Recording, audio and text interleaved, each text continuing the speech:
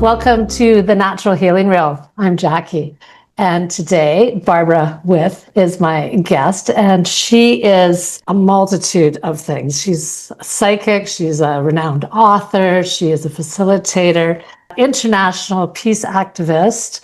She has many, many things to share with us today. So I'm going to just get started with you sharing about yourself. How are you today? Good, Jackie. Thanks for having me. I'm looking forward to a discussion. Me too. And there's a lot to delve into here. The whole peace, international peace activist, you're on a mission actually right now as we speak. And what does that look like? Well, it's really the culmination of all these many years of work that I've done and all the books that I've done and the channeling of Einstein that I've done and creating conflict revolution, which is the process that I've been teaching and training, I think since 1999. I did my first training of conflict revolution. Should we start with that and break that down, or should we dive into the Albert Einstein channeling? Where should we start? I think a really quick synopsis will help people to put things in context because, you say you channel Einstein and people think you just woke up one day and said, hey, I'm going to go talk to Einstein. None of it was like that. So to lay the groundwork, I'm actually a musician and a composer first. I started writing music when I was 12. I got out of high school. I went right into rock and roll. And that was the only thing I ever wanted to do with my life. And do you play an instrument? I play piano and guitar and dulcimer, and I produce, and I've got CDs and I've won awards. So, yeah. My dad was a jazz pianist for a lifetime. Yeah. Oh, nice. Yeah. Actually, the end of his career, he was heading up the American Federation of Music. Wow. So that had to do with writing all the contracts for symphonies and, wow, that's real. When they were playing their musics, you know, when that all started. So I know a little bit about that industry. Yes.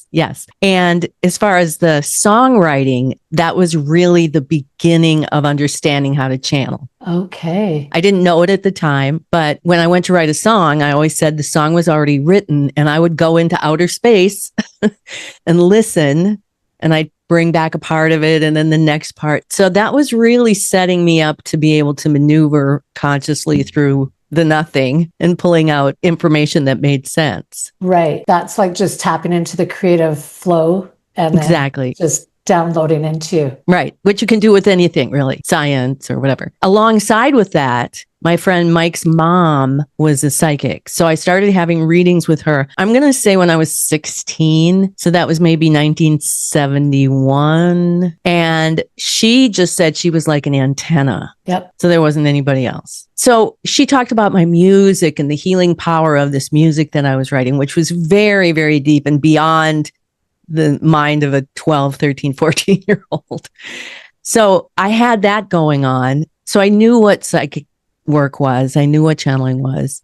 And I was in a field that was pretty counterculture. So I didn't have to worry about bucking up against too much culture like that wouldn't understand me. And in 1987 is when I first intentionally channeled. And it was a spontaneous automatic writing that kind of came over me without me knowing when I was writing a letter. And the letter was very mean and judgmental. And the stuff that came out of me was so loving and kind and compassionate. And it's like, wow, this is that voice that Eunice has been channeling for me all these years. Ah, interesting. So that's kind of how I got to write a mean letter, and all of a sudden out came the opposite. Exactly. That's funny. And there was a lot of great information for me that had so much perspective. Because all of these years I've been working so hard and playing everywhere and winning awards, and still was really unhappy and not doing gigs that were up to my par and ready to quit. And those voices started to really help me too in my automatic writing. So I became a psychic. I started channeling for my friends and family, and then just referrals. And I was in Minneapolis at the time, one of the few psychics in Minneapolis. We're talking about the early 90s, and and such. So that's really how I got started with that. I was still going towards music, but I was, developing this talent too. So my dad, he was a writer and a composer and did all that as well. And he was very like genius. Yeah, he would write all of it for all the different instruments. And it was incredible right up until pretty much the day he died. Wow. So I know that you're operating from some other realm that most of us don't know about. Just, yeah, I always just thought that he was very, very like a genius, Tapped into the flow. Yeah, he wasn't great in the people skill thing, but he was the artistic flow and stuff that went through him was pretty incredible. So I'm kind of just envisioning that when you're saying that you have that. I have so much respect for people who wrote like that, who could write scores with all the different instruments. It's just mind boggling to me because I never wrote. I would just play and then I'd play and play. So I didn't ever really write the music out. Okay. Yeah, no, but that whole being an artist of music and just playing the piano and all that, right? It's so, I don't know, such a gift. It really is. I'm so blessed. Probably because your dad did it. Probably. I tried. The basement was dark and cold when I took my lessons. Oh, goodness. So we're talking back in the 70s where this all started for you. Kind of. That was where it was all building up until 87 is when I started channeling. And there wasn't really much going on back then about this, was there? No. Yeah. Not at all. Like and Abraham for me, Hicks and that's kind of more of a 90s. Yes. She has the channeling coming through her, right? I'm thinking. Well, that and Cryon came out in the 90s and a couple others. But yeah, back when I started doing it, there wasn't a lot of people doing this kind of work, at least where I lived. And back then, we didn't have the technology to even record over the phone. Right. That came a little bit later. And when I went for my first reading in 1971, we didn't even have recording devices at all. So you had to bring somebody to take notes or do that. So it was a really long, slow learning process. How did you recognize that Albert Einstein or the collective of Albert Einstein was coming through you? How did you come to know that? Well, in 1993, I wanted to do a group of people. What would they say? What would these voices, this antenna say to a group of people? And long story short, Kim and Teresa, two of my clients, decided to start doing groups. We call ourselves the Psychic Sorority. And we'd have a little gathering in my living room and the first one, and we recorded it and then we transcribe it to see what they were saying. And I had absolutely no idea. I knew about Edgar Cayce and like you say, Abraham Hicks. But I had no anticipation. Oh, I hope they tell us this or that. It's like, what are these voices going to say? And in the long run, I'll synopsize it down. When the girls asked, "Who are you?" they said, "We're angels." And I was skeptical. And we talked about it, the three of us, and we decided that we didn't really care who they were because what they were telling us was transforming our lives so profoundly and so quickly that. How so? What were they telling you? Well, what they told us was that they had this theory that they needed humans to test.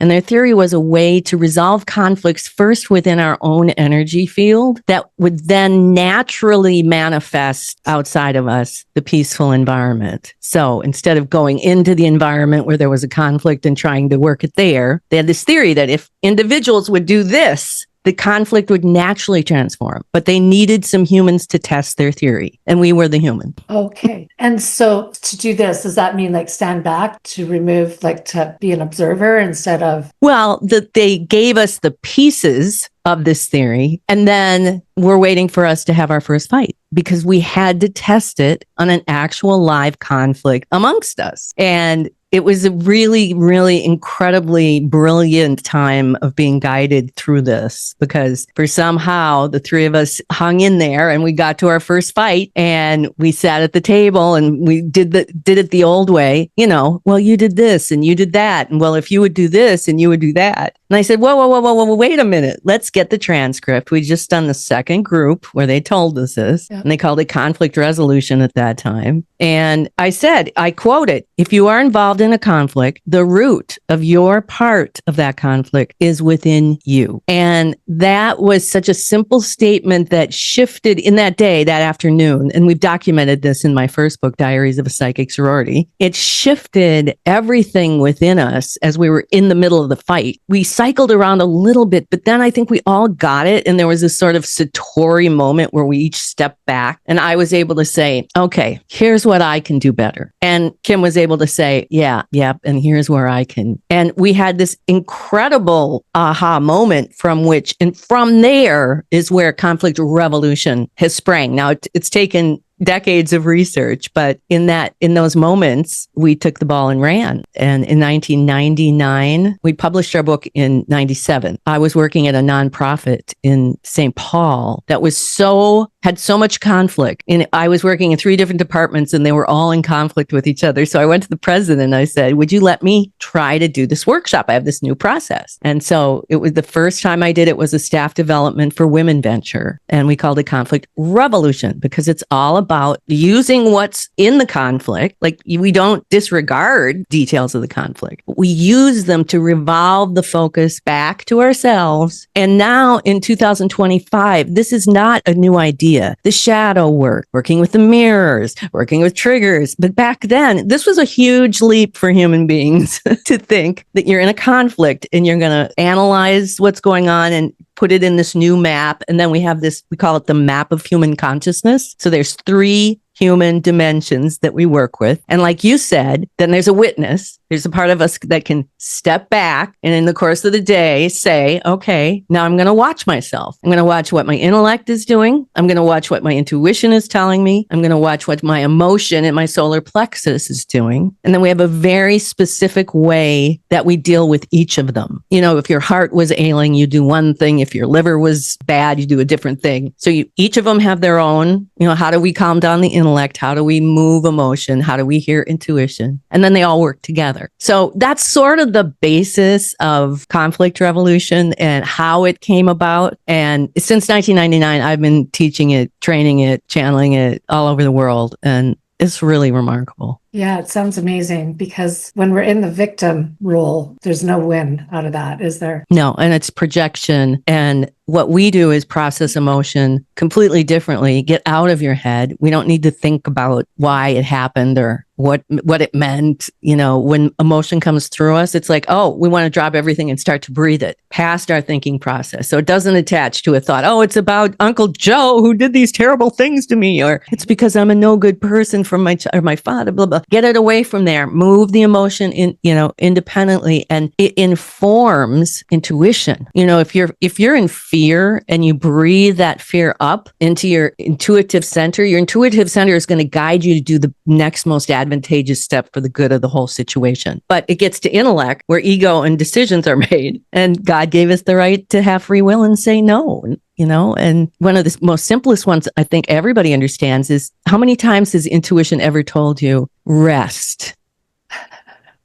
And intellect said, I can't rest. I've got 156 things to do. And then off you go. And then you end up in conflicts with people and you're unhappy and you're getting sick maybe. And so we address all that. And it's pretty remarkable how effective it is. Yeah, that sounds totally amazing. I love that. It's the story that keeps us in trouble, right? And it's that pattern that we just keep bringing to other situations. And it looks different, but it's the same old story, right? Fueled by that same unreleased, we call it abscess of emotion. We don't let ourselves feel and breathe and release. Oh, I can't be mad. I can't be a mad person, or we get in our heads. Yeah, because we don't know. We don't know what it is we're supposed to be doing to clear the process properly, I don't think, Oh, we were never. Who of us were ever taught what to do with emotion? Nobody.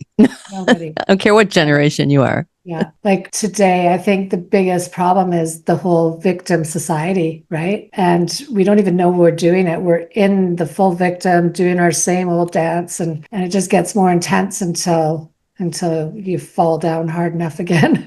Exactly. Yeah, and we're creating. Falling and hitting my head. I think I had 3 concussions in a few years. Like, okay, what? I get it. I get it. Trying to smack my head, wake up. But Yeah. Yep. yeah. So anyway, so this is where I am at that time. But when Diaries came out in 1997, a metaphysical tabloid in London contacted my agent, had heard about me and said, we wonder if she would do an interview with Princess Di on the 1-year anniversary of her death from Beyond the Grave. Wow. And again, I was skeptical. It's like, what? We were doing this incredible research about conflict and world peace, one person at a time, starting with self, and you want me to do a tabloid interview. And I didn't even know what that meant. Like, how would you do that? Usually the person who had passed away would appear to me and say, can you get a message to my loved one? So, but I did it. I thought, because that's how I am. I'm like, well, let's just see what happens. And I channeled both the questions and the answers typing. So I sat down and typed all this stuff. I think I still have it. And I took it out to read it and I just cried. And it was so in depth and beautiful. You could hear her voice in my ear. And the whole message was, not the whole message. There was a lot of details about her and Dodie and the kids and what happened, blah, blah, blah. But she said, we're working for peace. I'm working in afterlife for peace. And if everybody who put flowers on the palace for my death would do this process, which we haven't named yet because it's 1998 and I started in 1999. She said, if everybody did it, we'd have world peace in a day. And they flew me out to New York and spent 5 hours with me and asked me all kinds of questions about Charles and Camilla, which she didn't mention once. And they didn't want it. So my agent and I made this long list of famous people and thought maybe there's other famous people who want to be talking since you can do this. Yeah. Now, sadly, Albert Einstein was not on that list.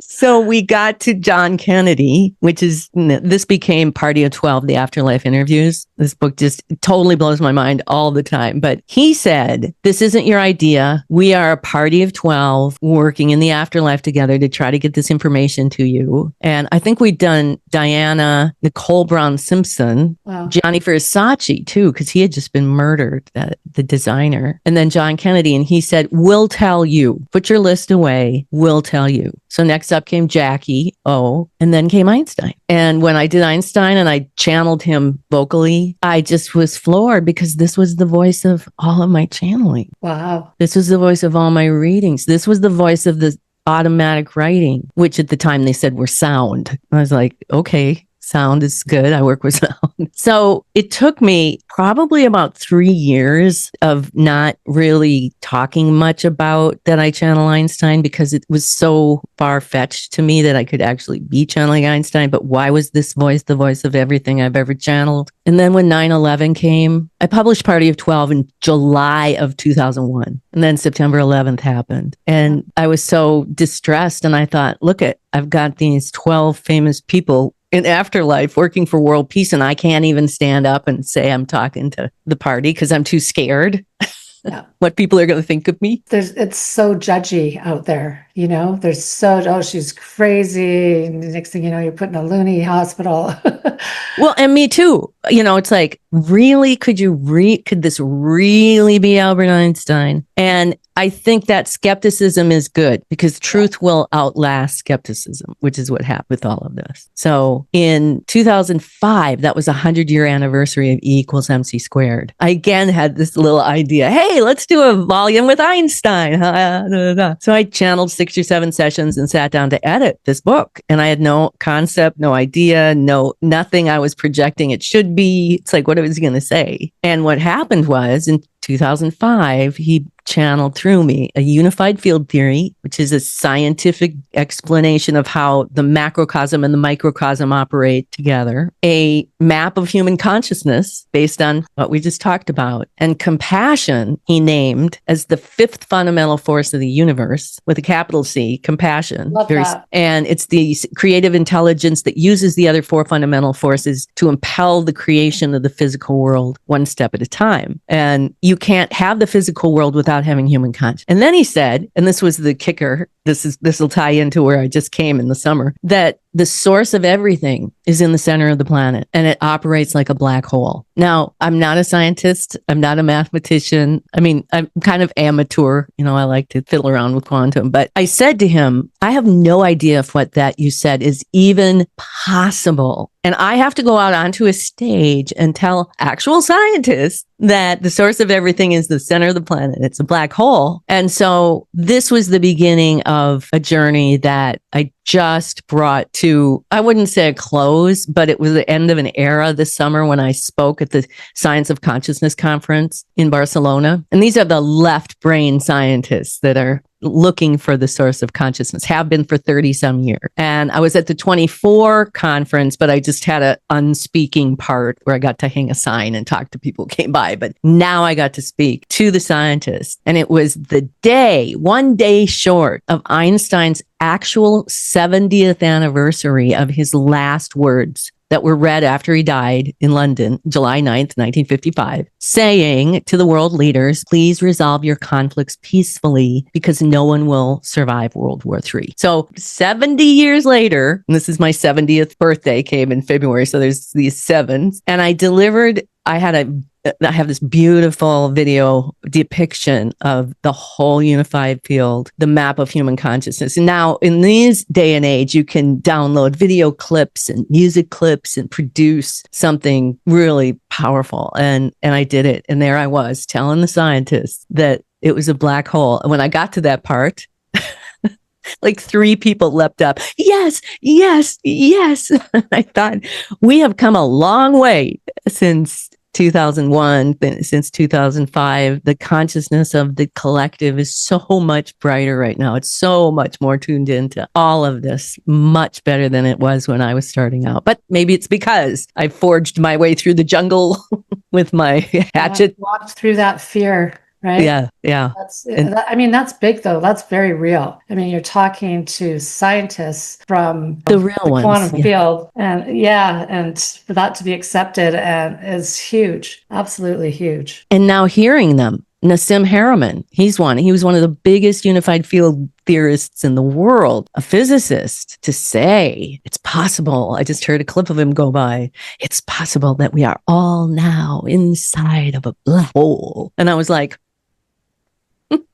okay, 2005, I was saying to Einstein, I have no idea. You're going to force me to go out there and embarrass myself. No, we did it. So we are inside a black hole. Is that the message? Mm-hmm. What does that mean exactly? Well, when you see the presentation and we go step by step from absolutely nothing, we start with nothing. And we build all the way into the physical world. You see, we begin in the center of the planet, and we each have what we call a compilation of consciousness. And that's compassion, of course, this fundamental force, incites energy to step out of the 0 point and into the everything and create this singularity. And my compilation surrounds all of the math of everything that I'm experiencing right now from my frame of reference. Yours does you. And it starts in the center of the planet. And then there's a gravitational wave that runs to the surface of the planet to create what's called the lens. And that's where we are. You're sitting in your lens. I'm sitting in my lens. And then there's a third point called the observer, which is out in the heavens that can look down on the planet and see this whole thing in operation. We call this the new operating system. And these terms, source, observer, and lens, are terms that are used in talking about black holes. And I couldn't expound upon it because when I heard it in 2005, Einstein said, Google black holes. So I would. And he'd go, take these 3 terms, put them here on our map. So we're building the map one by piece. And I had no idea what it meant. I was just kind of doing what I was told. So yes, when people say, you've heard this, I'm sure, oh, we're living in a matrix. Well, yeah, we are, because from the compilation, from the source comes our gravitational wave that creates this lens that's projecting now all that math, right? Here I am with this DNA and whatever. And then I'm projecting, perceiving. And yet that wave continues out into the heavens until it reaches the edge of the Earth's electromagnetic field. It has from the South Pole to the North Pole, the Earth has an electromagnetic, and it gets caught up with it, goes back down, back through the North Pole, back into the center of the planet, back to your compilation, and it begins again. So it's this spinning string. Anyway, that's kind of a basic description of something that's pretty complicated. What are your insights on the third dimension and us moving through to the fifth dimension? Well, my experience with my Einsteinian maps is that it's 13 dimensions. Okay. And that I think 3 dimensions is a real basic understanding, right?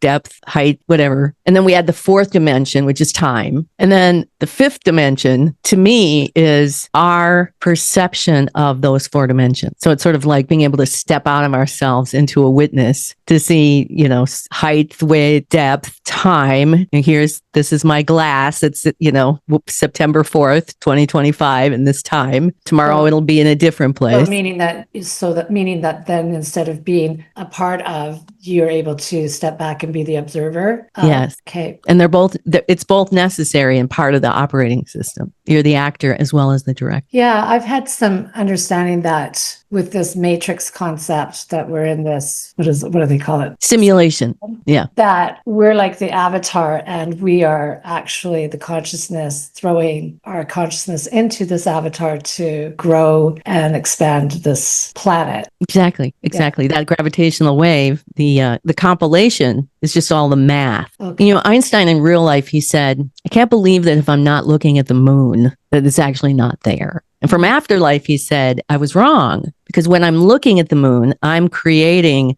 the physical reality of it. And when I'm not looking at it, it's just mathematical potential in my compilation that I can, call upon the next time I'm out and it's night and there's the moon. So yeah, all of that compassion and incites energy to create our consciousness, to fill up that compilation, send that wave up into our bodies, which are our avatars, projecting, perceiving, and having this experience. And every decision that we make while we're in our avatar here gets compiled on that wave. So if I turn right, then all these things happen. If I turn left, all these other things happen. If I treat you with love, all these things happen. If I hate on you, all these other things happen. And they all compile all our decisions and become what we call karma. Right, because it's energy. And so and the wave is spinning back around and going to come up through and then kick. So we're kicking somebody's butt and it all gets recorded and then it comes back around and now somebody's going to kick our butt. Right. And so they were talking about like with the portals and the energy of the Lionsgate portal and stuff, that would become more of a boomerang effect, that we would start to feel those thoughts and what we're thinking about. If they're negative, it's going to hit us like right away. Yes. Is that true? Okay. Yes. Kind of made sense to me because I know that there's all those portals and all this activation. I know there's all this stuff energetically that's going on, but if you're not aware or tapped into it, just kind of passes you by, right? You have no idea. Or you think you're crazy and you just don't know what to do. But in that sense of the string that's spinning, collecting all of our decision-making processes, kind of ties us into how it works. Like, oh, right, if I treat you crappy, it gets compiled, comes around again. Now I'm going to create it for myself. So we detach from those wheels of karma, I think is how they describe it. That's really cool. I like that. And that's what conflict revolution does. It detaches us from all that. You're able to detach from your story and your crap that you're carrying around over and over, unconsciously bringing into the next moment. And right. What a mess we create. But it's all for expansion, right? Like all of the intense conflict that we're having, they say it's a good thing because it's making us wake up, I guess. Yeah, it's showing us. It's just until we actually change the way we deal with it, we just keep perpetrating it over and over, trying to be right, trying to fight wars as if you've done this wrong thing to me and then you've done this wrong thing to me. And so until we actually, like Einstein asked in 1955, if we don't find a different way to resolve our conflicts, we're not going to, manifest into some sort of World War III. Now, I think all of these years of consciousness raising that you and I and everybody else has been through, I think we if we hadn't done that, I think we would have been gone a long time ago, frankly. Yeah, I listened to David Wilcox, whom apparently is the reincarnation of the gentleman you spoke of earlier, Edward Casey. Oh, I didn't hear that about him. Yeah, and actually, if you look at the pictures, they actually look exactly the same. It's really kind of creepy. But yeah, he found that out and then he started looking back and back. So there's all this kind of stuff that has given him clarification that was him in a past life. So I don't know. But anyway, I kind of just lost my point there explaining. Well, it's no wonder he can podcast for 5 hours at a time. Edgar Casey used to just do readings after readings after he would read, people would write him letters, Edgar Casey. And that's all he did all day long. He just did readings after readings after readings. So it makes sense.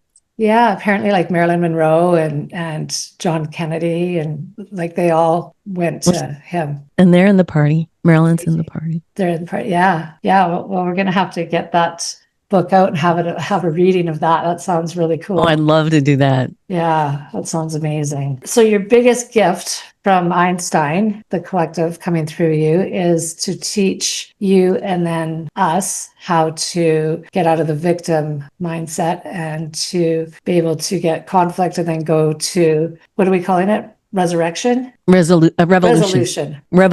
Revolution. Yes. And is it kind of like that? Like as soon like you just get to see it? Like, is there like a process that's real simple that you follow? It's a simple process. It's really hard to do because we have to confront our controlling ego mind that is so sinister and so deeply woven into our control structure. So, but look at it if you're looking at... so crazy, isn't it? It's so crazy. You get going on a thing and then all of a sudden, whoop, right? Lights are out, you're back at the beginning.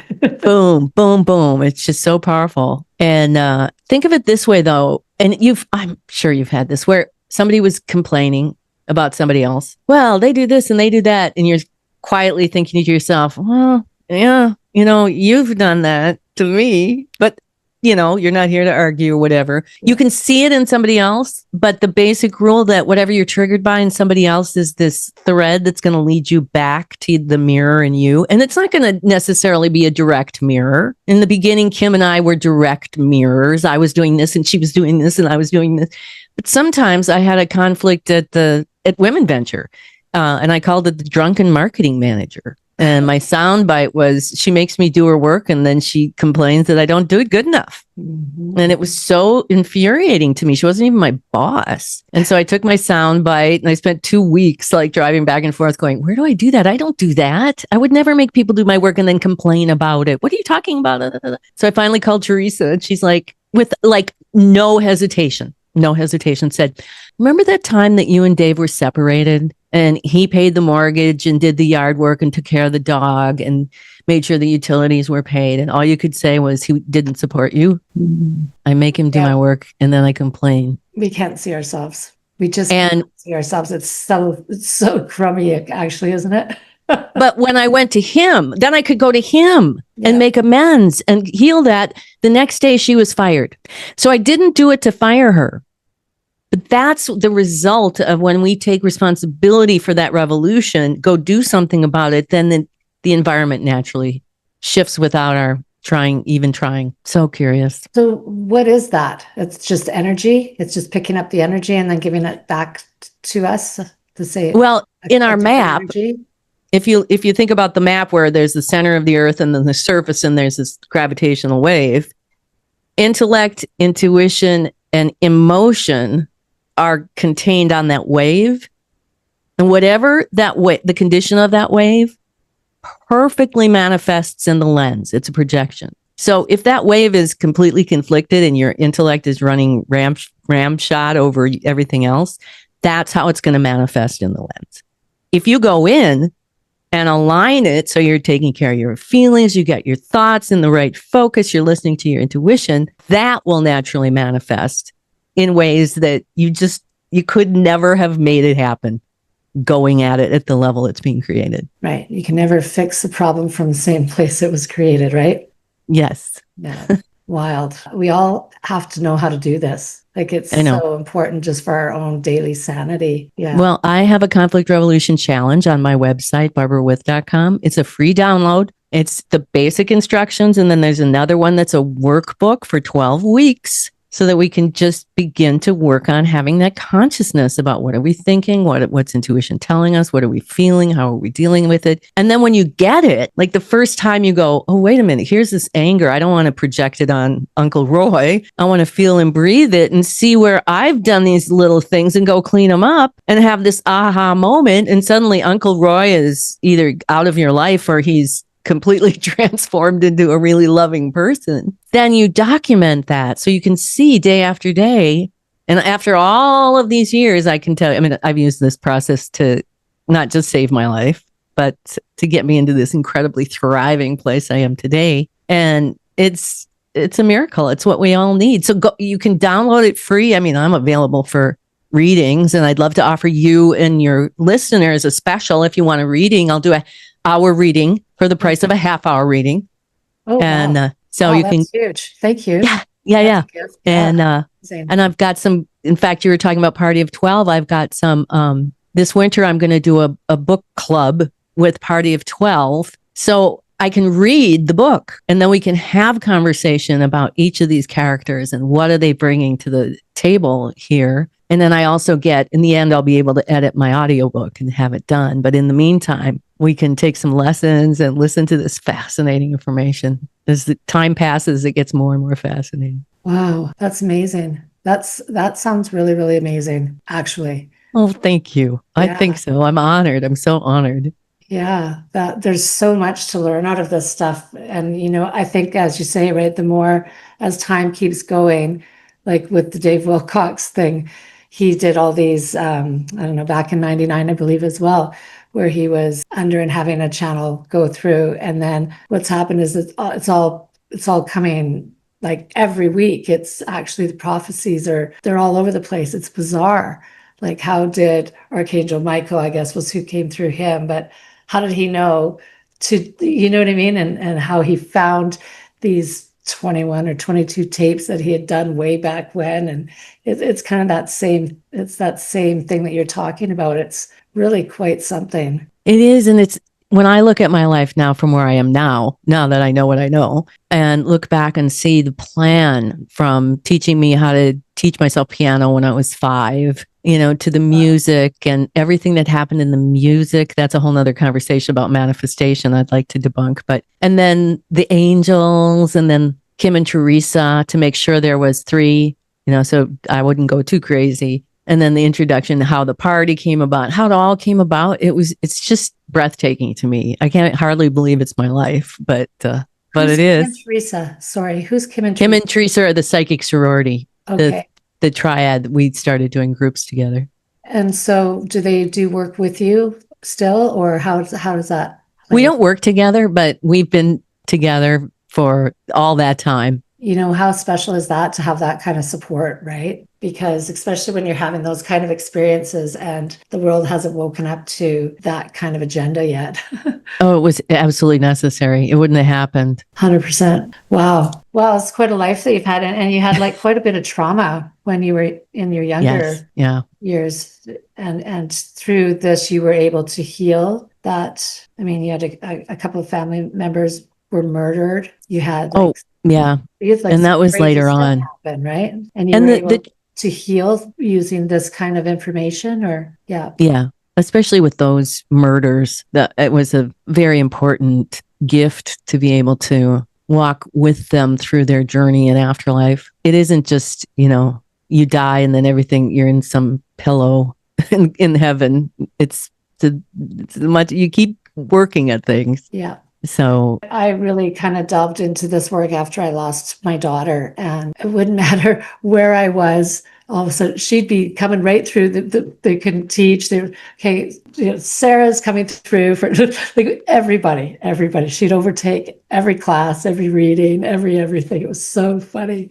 Oh, wow. But that's how she was in life, right? She kind of was like a, I'm here type thing. So so I really got to learn 100% that is a truth. And it's pretty wild when she had a 3-month-old baby that, we raised together. So how old is the baby now? She is 7 turning 8.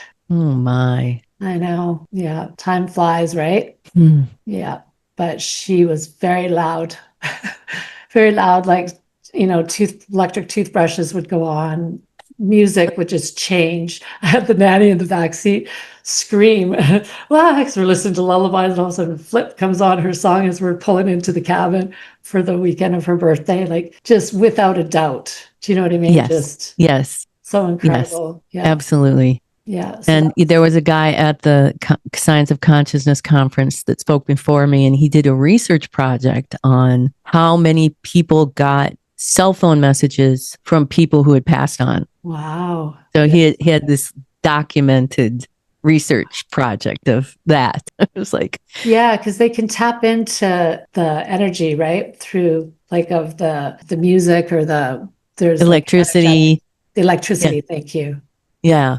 Yeah, I think so. I think there's a lot, but I don't know. I'm always amazed when I hear stories like, and I've had those experiences where I was channeling for this man, his wife who had passed on, and I left his house and I grabbed my phone. This was years ago. It was a little flip phone. And on the front of it was this big heart, like this big heart sticker that wasn't there before when I got there. So it's like, how does this happen? I don't know. It's a mystery, but I'm okay with it. I am too. I love it, actually. I love that stuff.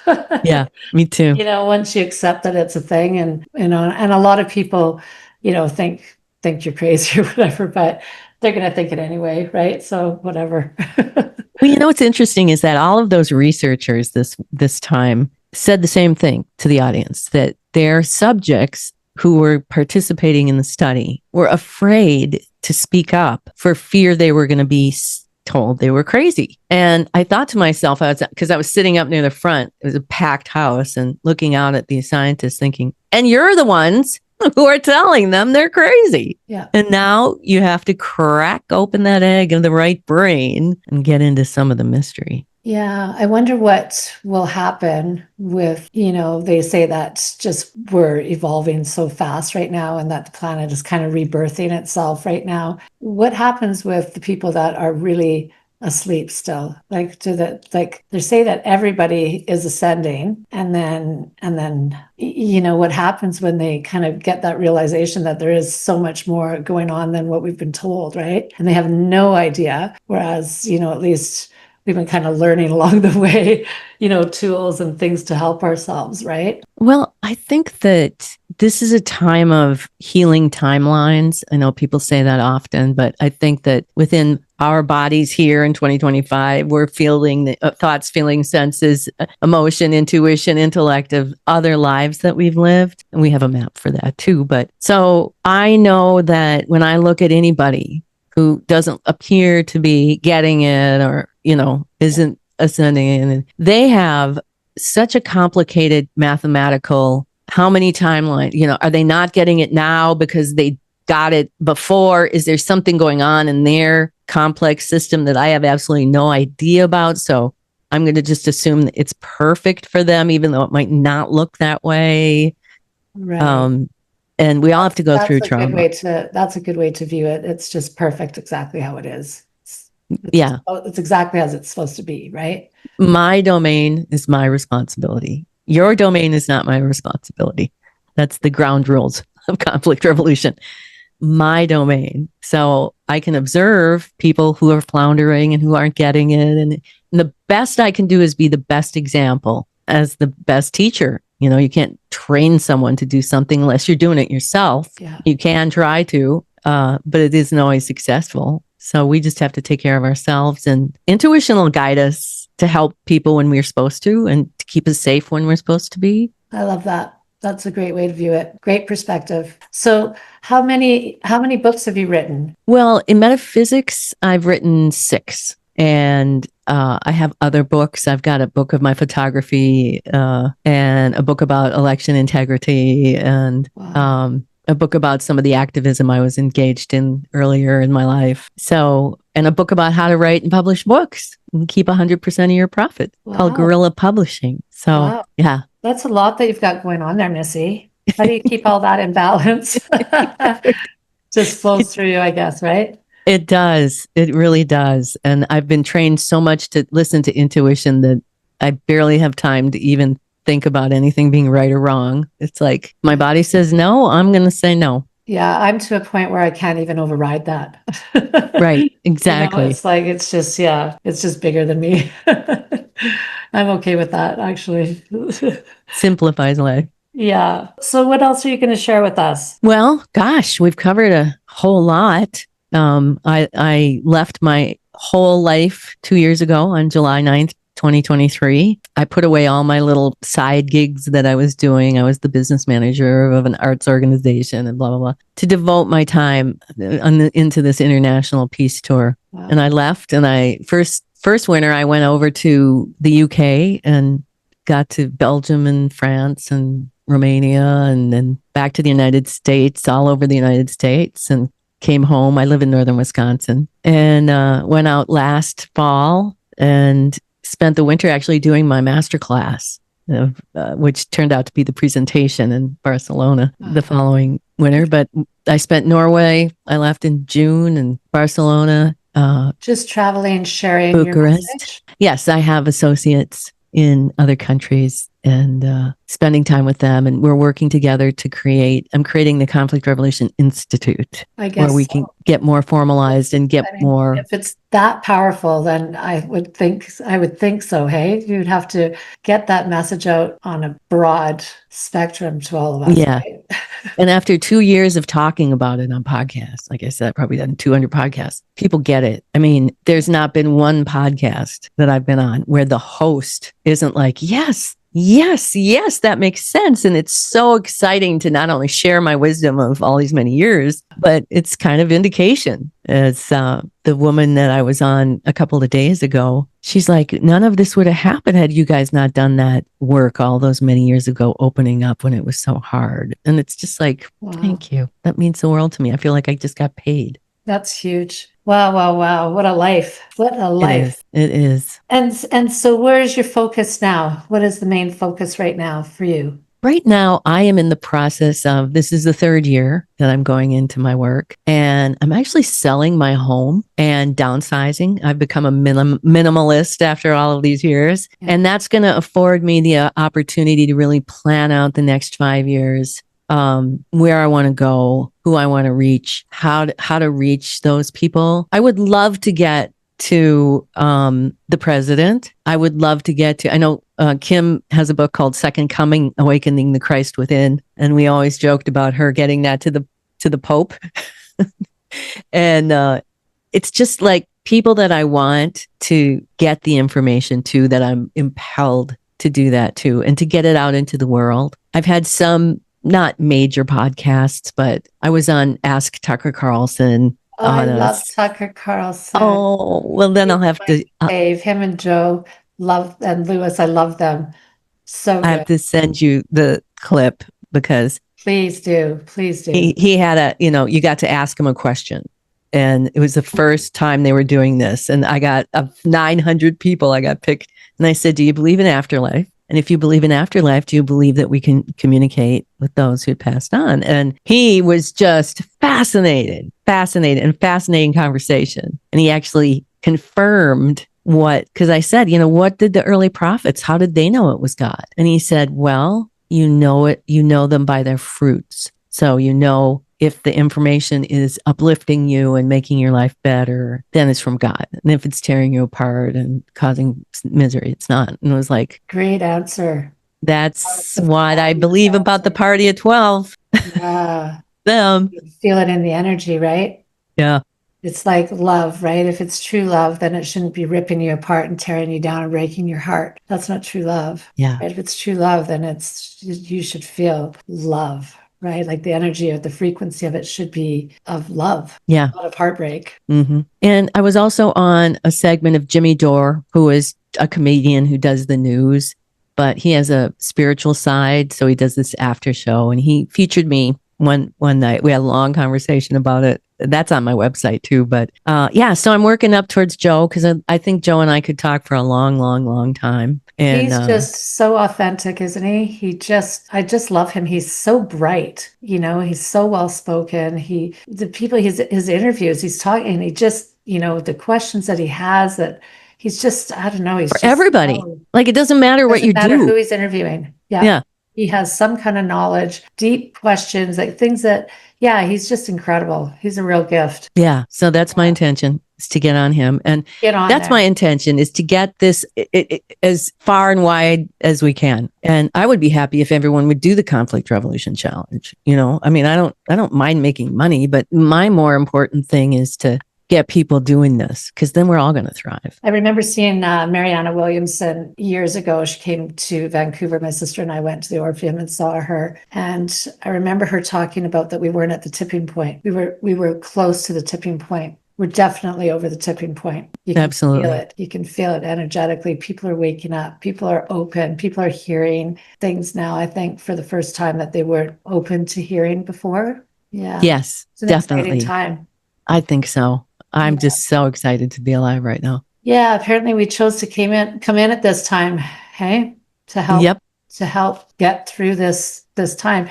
They say that before, that the human never evolved enough to, like, we never tapped into like the pineal gland and our internal divineness. But this is the first time that we actually have. And so that's kind of a whole thing to think about, isn't it? That, and the angels in the beginning always used to tell us, this is the least spiritual culture that's ever existed on the planet. I just think that was so curious. It's like, really? And this was the 90s. They started telling us about. Now it's like, clearly we're needed. Yeah, it's really a cool time. It's interesting to see kind of. So I don't know that we know how it's going to unfold, right? So it's like we're the creators of how it unfolds. So yes, and if we're working positive and visualize ourselves, at our best self, I believe, right? Well, and that can be the only option we visualize if that's our intention. If it's my intention to create world peace, one person at a time, starting with myself, I have to assume that's going to be the outcome. I'm going to, slog through some revolutions on our way there. But if we don't think it's the outcome, then that's the alternative, I guess. Yeah. So whatever we focus on and wherever we're putting our attention is expanding. So we can just keep that in the forefront, right? Yes, exactly. Focus on the good, the love, and be the love that's happening. Yeah. Loving ourselves, loving each other. Well, you are an amazing woman. I feel very, very blessed to have had this conversation with you today. Me too, Jackie. Thank you. Thank you. Yeah, really appreciate you. And so we're going to go to your website and we're going to learn about conflict resolution. Revolution. Why am I not saying that properly? It's because we're being ingrained with resolution, but revolution. We're going to revolve our conflicts. Okay. And that's just on your website. So we can. Barbara With, and you can find the readings. I've got classes. I've got some downloads, bunch of stuff. I think there's a lot to be learned from you and your, journey through this lifetime. So thank you for doing all that work for us. Oh, well, you're welcome. And thank you. Yeah. Okay. We'll catch up with you. I believe that there's another podcast to be had here. They should definitely be. Okay. Thanks, Barbara. Thanks for hanging out and learning with me about how we can become the best version of ourselves. See you next time.